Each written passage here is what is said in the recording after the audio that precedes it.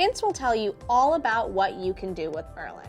And the best part about it is that it's customized to whatever page you're on. What is Hints? Notice that orange ball there on the right side of my screen? That's your Hints ball. To open it, just click it with your air mouse or say, Open Hints. Now, notice that I'm on Google Slides.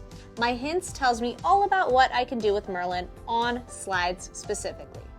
When I'm done with Hints, I can say, Close Hints, or just click on it again with your air mouse.